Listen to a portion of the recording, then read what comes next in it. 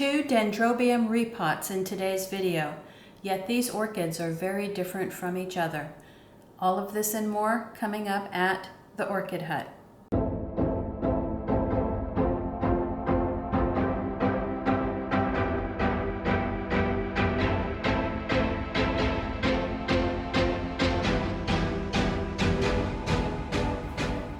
Welcome back to the Orchid Hut. My name is Dana, and today we will be repotting these 2 dendrobiums, which, you might think that they're very much the same, but actually they are very different from each other. One of them is a cross, and it's a bit of a mystery cross, and the other one is a species dendrobium. So I will put a timestamp in the video for when the repotting for both of these orchids begins, so then in case you want to just jump straight away to the actual repot, you will know the timestamp so that you can do that. And we're going to just do a little brief overview of both of these orchids first as an introduction, and I'll get my 2 pots that are ready to go out of the way just briefly. This one, and this will be the first repot, this one is Dendrobium calapa sunset. Hopefully the camera will be able to focus on that name. I will put a picture in the video to show what its bloom will look like. I did add this one to my collection this year, and it has grown 1 new cane in my care, and I believe I showed this to you in the last video that I did. It's getting a new growth here very close to the edge of the pot, so this is the reason why I am choosing to repot this one now. And because of the time of year that it is, glorious fall, finally we have tolerable temperatures. Now that I'm going to repot this one, I will just be bringing it in for the winter under the grow lights because I know all of the insects are out and there's no reason to set this back outside. Then I would have to kind of worry about getting the insects off and making sure that nothing happened to it while it's outdoors, and there's just really no reason for that. So after I repot it, this one will be staying in. I don't see any indication of a bloom from the top of this newest growth, so I don't know if this one is mature enough yet to bloom. I don't see any indication that it's bloomed in the past, but maybe, just maybe, this newest growth will produce its first bloom sometime next year.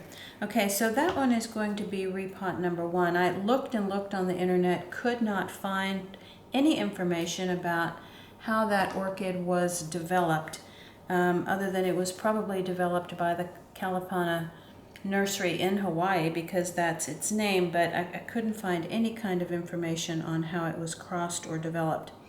Okay, so this one is the species orchid. This one is Dendrobium spectabile, and in the wild this one is found around the islands of New Guinea,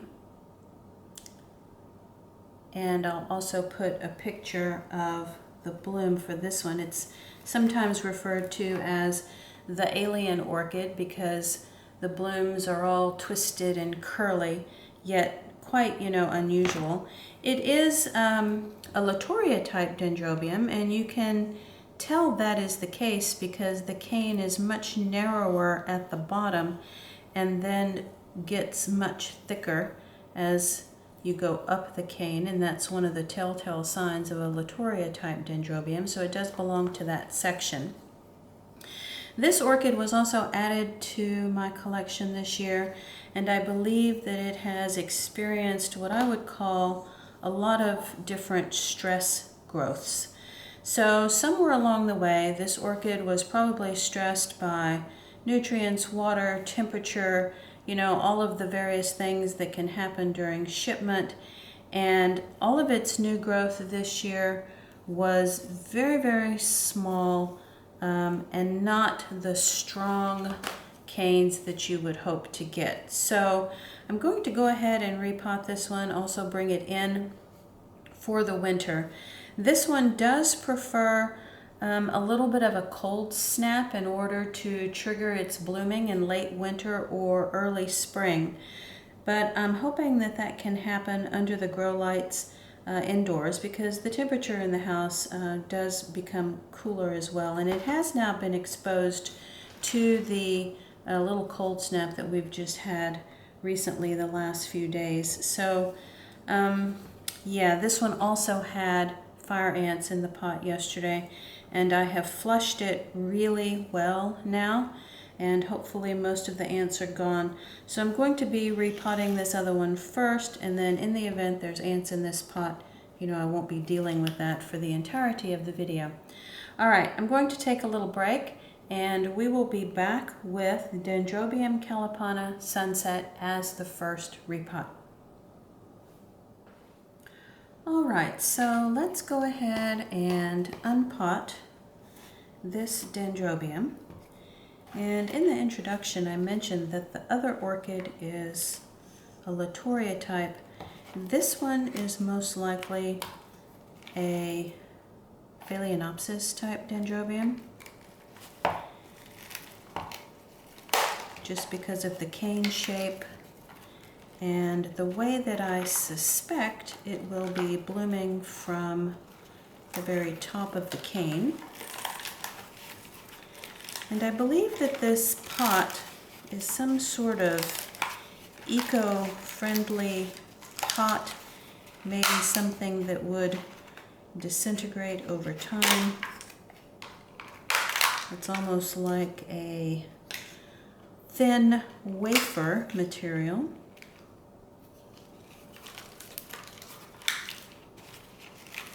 Probably something that is a bit friendlier to the landfill. And it really is just breaking away in chunks here. The root system on this side is a little bit more attached.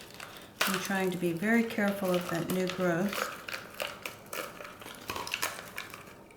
And the root system is somewhat attached to that pot.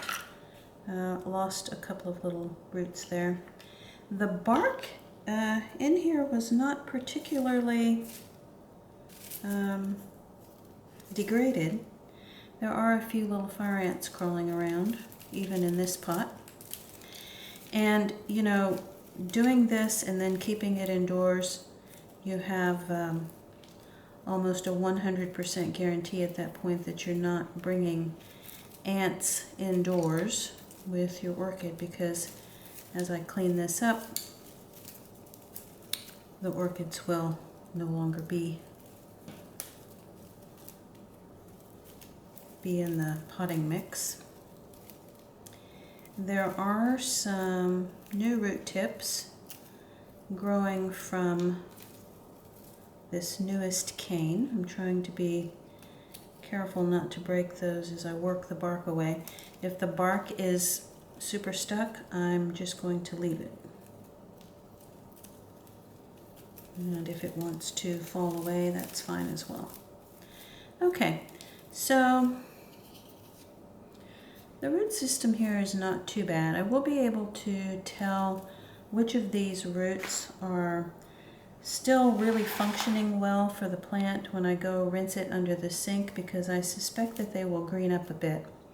You can see that the little seedling cane was right here, and then this was the next growth, and so on and so on.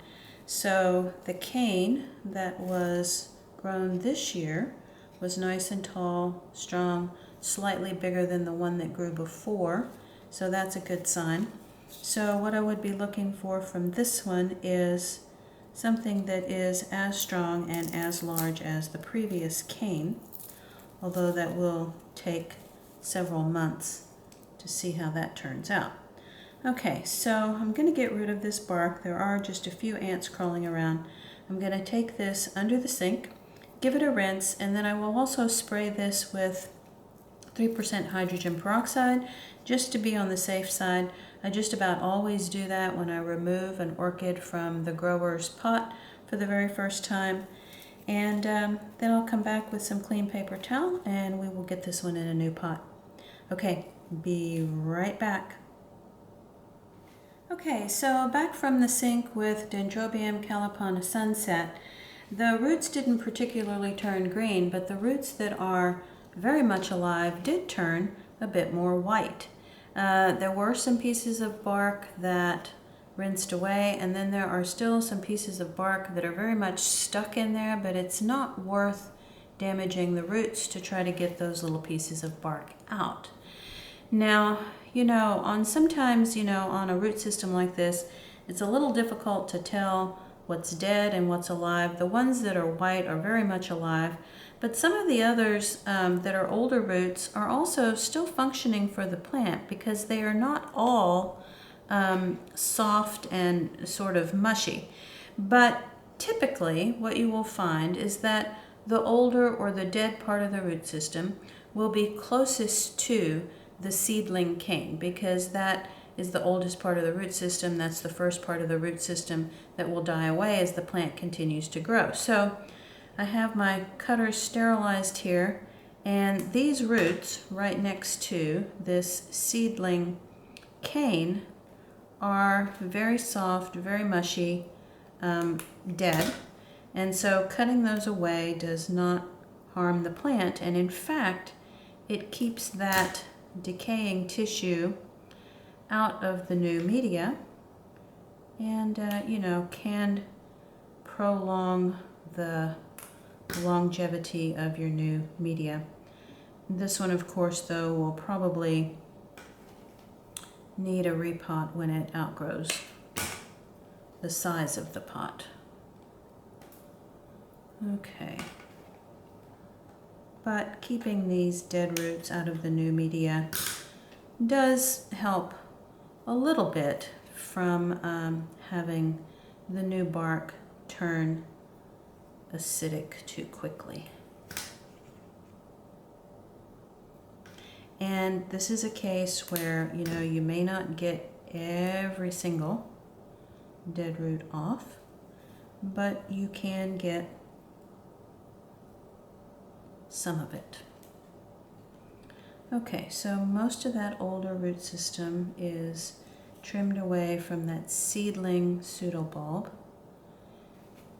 There are a couple even on this side which are soft. So let me go ahead and trim that away. But it appears to be a branching root system, so if there's anything that you'd think might still be alive, it's okay to leave it because it may branch. Okay, so we have the Dendrobium Imperial Orchid mix from Repotting that I typically use for my repots, although I do believe I have added some leca as well as some sponge rock to this bag, so I don't think it's the pure mix anymore. Put a little bit in the bottom and check for height. Okay, it needs a bit more.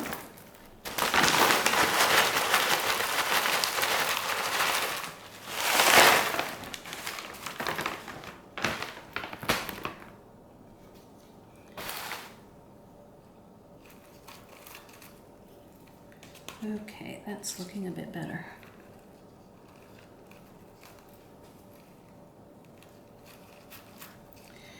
Now,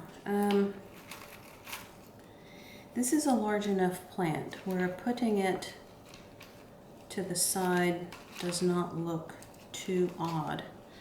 I also want to make sure that that tiniest little first cane there is not buried, because that would not be good. But this plant up until this point has had a bit of a upward growth pattern, but I'm gonna try to tilt it just a little bit, making sure that the new roots will be in and under the media.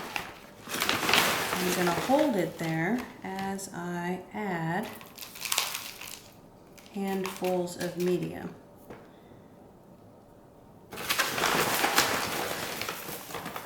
this plant kind of does need to straighten itself just a bit. And because the root system is not huge, it may also benefit from a stake on that newest cane.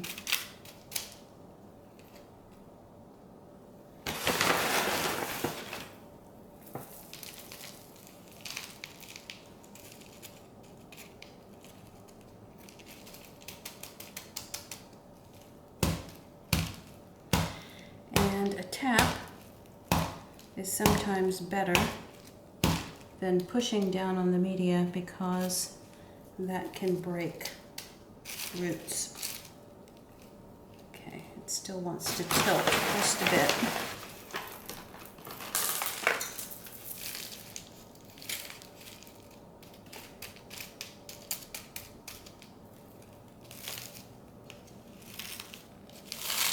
I'm going to press just a tiny bit at the edges.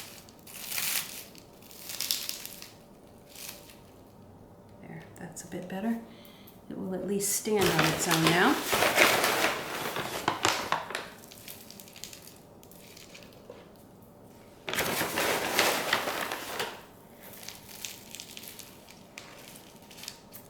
And I might be able to get away with not having a stake. Let's see.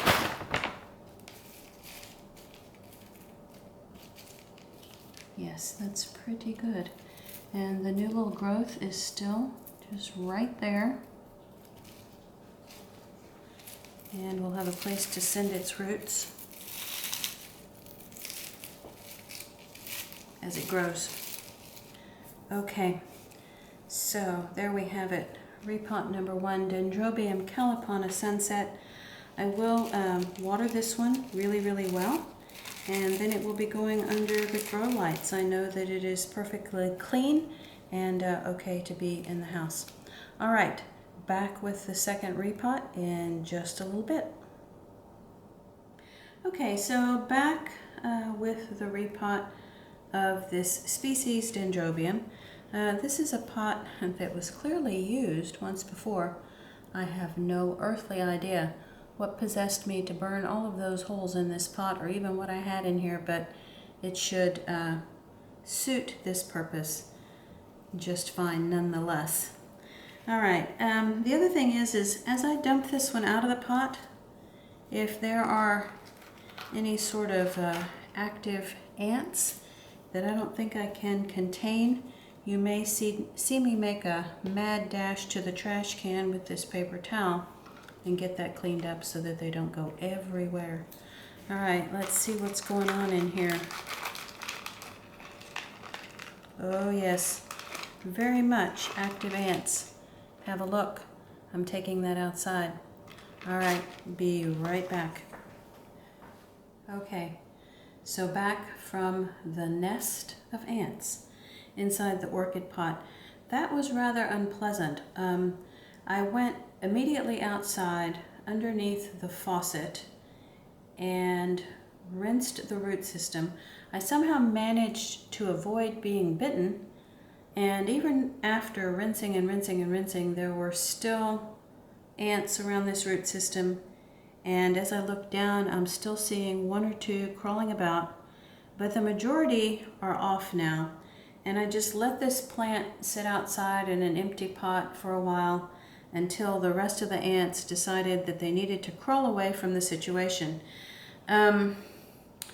Yeah, so, you know, this is the reason why this time of year especially, you know, if I go to all of this trouble to repot something, I don't leave it back outside, because who wants to have to deal with ants twice? In Texas, it's just, you know, one of the evil things that we deal with in the bug world. There are just fire ants everywhere.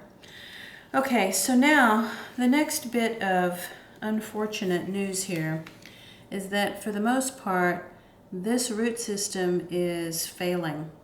The majority of these roots are dead, which would explain probably some of the stress growth that this orchid was going through, you know, just trying to put out something that was going to make a new root system, and it doesn't look like it was successful. So, you know, rather than try to like pick through and get the bark off, I think I'm just going to begin cutting away the part of the root system that is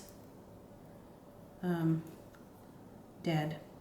And I will eventually get to a place where there may be a few live roots, but I don't think there are going to be many by the time I'm finished here. And at one point, this orchid had a really nice root system,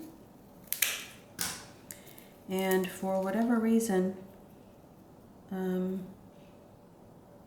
wow, there are still ants in the interior of all of that. We may be going back outside for a rinse, or at least a rinse in the kitchen sink.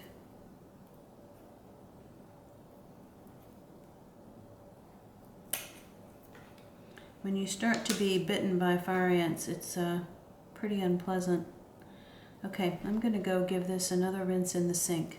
Be right back.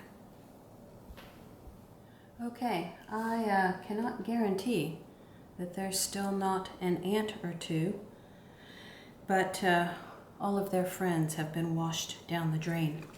Okay, so you can tell I've already got some sphagnum moss here on the ready. You know, this is going to need a little bit of support, I think, in order to help the root system get a foothold again. So I'm going to be wrapping some sphagnum moss around the bottom of this, and let's go ahead and get some media in the pot. This has turned from a repot into a rescue situation.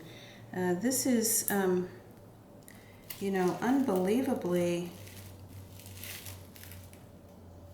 looking okay on the top of the plant when what was in the pot was dire straits. So I'm not even going to worry so much about getting this at the rim of the pot here. I'm much more concerned about just creating an environment for it where it feels like it can generate a new root system. So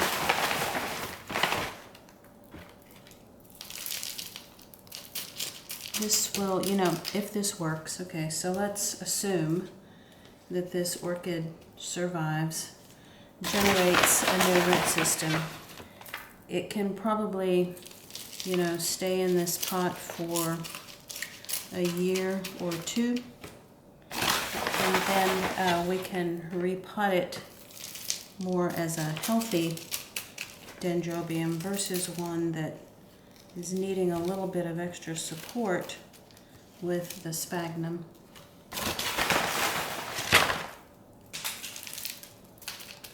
Okay, so this is, I think, going to do for now as far as a rescue goes. Just going to have to keep it evenly moist.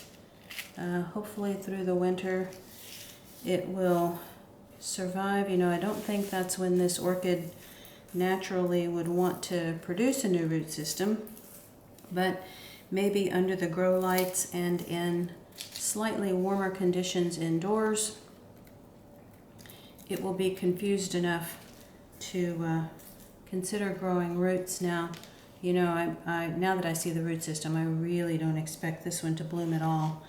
But, you know, maybe in a couple of years. So that is going to conclude this fire ant repot. Thank you all so much for watching. If you enjoyed this video, if you enjoyed my struggles, if you learned something new, please give it a thumbs up. The subscribe button will be coming up in the bottom right-hand corner of the screen. Don't forget that notifications bell to let you know when I've posted something new. Thank you all so much for watching, and talk to you next time.